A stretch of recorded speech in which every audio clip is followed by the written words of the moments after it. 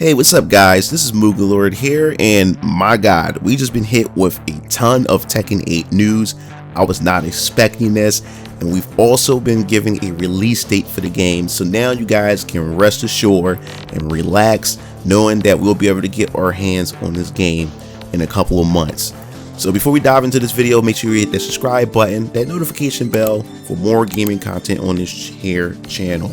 So we want to dive right into it right now. Now, if you guys don't know, just yesterday, Gamescom had officially begun, and this is pretty much a game convention set in Germany where developers come together just to show off some of their latest games or update us on games that we already know is in development.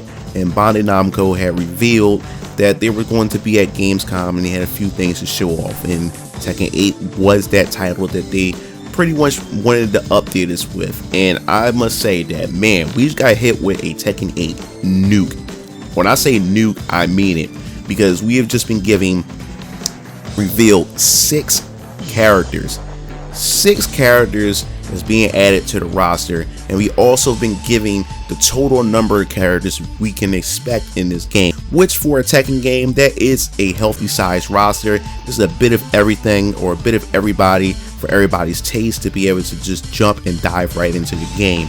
So the characters that they have pretty much essentially shown off, of course, is Kuma, and then of course Leo. Many people were wondering if Leo was going to make it in the game, and yes, Leo's in the game. And not only that, Steve Fox himself. Many people were wondering if Steve Fox was going to make it in the game, and yes, he's there. And of course, Yoshimitsu, he has to return. I mean, Yoshimitsu has appeared in every Tekken game, and of course, traditionally, Yoshimitsu, when he appears in each entry, he always looks pretty much different in every title as well.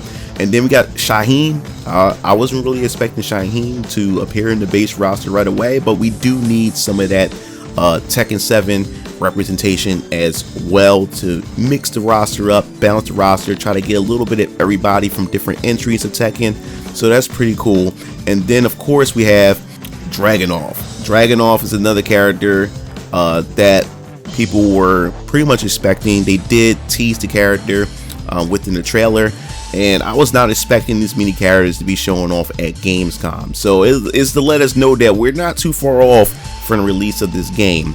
But the thing that really gets everybody going, especially what they have shown off, is the arcade quest mode and customization.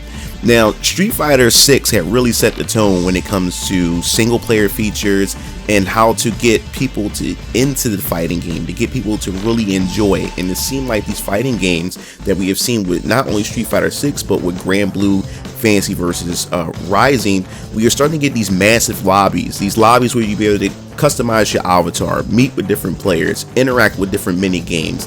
And it seemed like this may be the new trend that we'll be experiencing when it comes to fighting games, more specifically when it comes to the avatar customization. Because come on, let's be honest here. You know, when it comes to developers want to maximize their profits, and the best way to do this, especially with fighting games, is pretty much creating your own virtual avatar to represent you. You know, style the avatar up.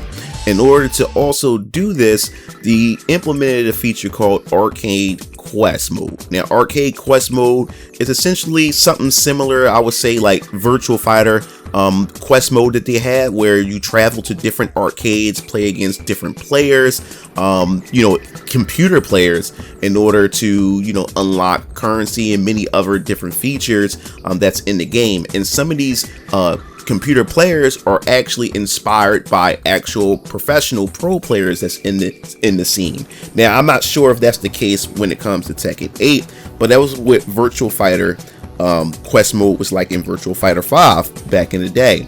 So when we look at the Arcade Quest Mode here, you'll be able to style out your avatar, and you'll pretty much travel across the world, going to many different arcades, playing against other CPU avatars. And each of these avatars will have their own personality, their own flair to them, and there's different levels of play when it comes to difficulty when you essentially play against these characters. So I think that's pretty cool, and it's their way to actually show you how to play the game, similar to how Street Fighter 6 has its world tour mode that, you know, you meet these CPUs, and these CPUs pretty much teach you the game, the fundamentals, and then you apply those fundamentals when you play against CPU combatants. So this is pretty much no different with this, but they're going a different approach where you have your avatar going to different arcade scenes, and then when you win, you get different types of currency, so you'll be able to stylize your avatar, dress them up, and you'll be able to show them off in lobbies, you know, against, you know, other players in their lobbies as well. So I think this is something that is going to remain here. This is going to be a feature that's going to stay when it comes to fighting games, just interacting with other players, to sit down at an arcade machine to represent a virtual arcade. Now that most arcades are starting to really fade away, so now you're getting that virtual home experience when it comes to that. And then of course, just like most Tekken games, you have your character customization, not your avatar, but the characters themselves. You'll be able to personalize your own, you know, Jin, Kazuya, Hwang, and of course Nina Williams. You'll be able to apply those things similar to what we saw in Tekken 6, 7, and now of course 8.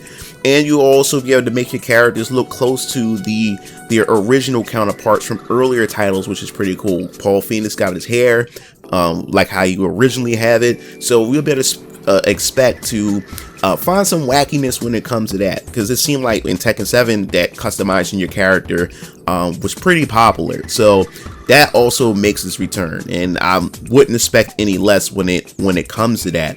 So it seems like Bandai Namco is really pushing this game really heavy, and really want to get this game in everybody's hands. And you know, for me, I'm all for it. Now, as far as what we can expect when it comes to this game and its release date, we're expecting this around January of 2024. So that's not that far off. I know some people may be disappointed thinking that, hey, you know, I would love to get this game this year, and I wasn't expecting the game to come out this year. I was definitely expecting to come out next year, but I didn't know that it was going to be this close. So that's essentially in January, right after the holidays. We stepping right into the New Year's, and January is kicking off the new year, and we're getting Tekken 8. That is really awesome. So I'm essentially expecting us to get a beta, an open beta pretty soon, since, you know, I didn't really get into any of the closed betas. Well, Harada's calling it a closed alpha, but hopefully, since we're getting these reveals, because they have 8 more characters to go, so we'll essentially probably get some sprinkles within the next 8 weeks, probably like 1 character per week or something like that, as we get closer to launch, and then probably get a beta, open beta pretty soon, so we can be able to sit down and actually just dive into the game and get a chance to understand the fundamentals for those of us who haven't had the chance to actually get into any of the closed testings that they have. So I'm essentially looking forward to this. This is Tekken 8, and with Tekken 8, I'm hopefully I'm able to sit down and actually crunch and get into the lab to figure out, you know, what characters actually, you know, resonate with me, so I can actually go online and learn the game and just have fun with the rest of you guys. So I definitely want to hear your thoughts in the comment sections below. What do you think about Tekken 8 and this massive reveal?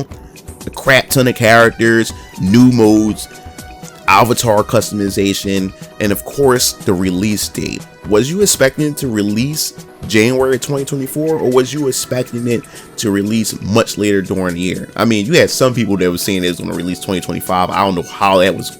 That doesn't even make sense.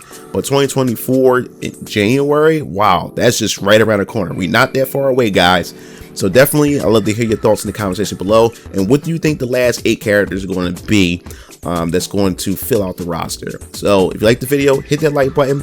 And as I said before, hit that subscribe button, notification bell for more gaming content here on this channel. This is MugenLord, signing off. I'll see you game fiends later. Peace out.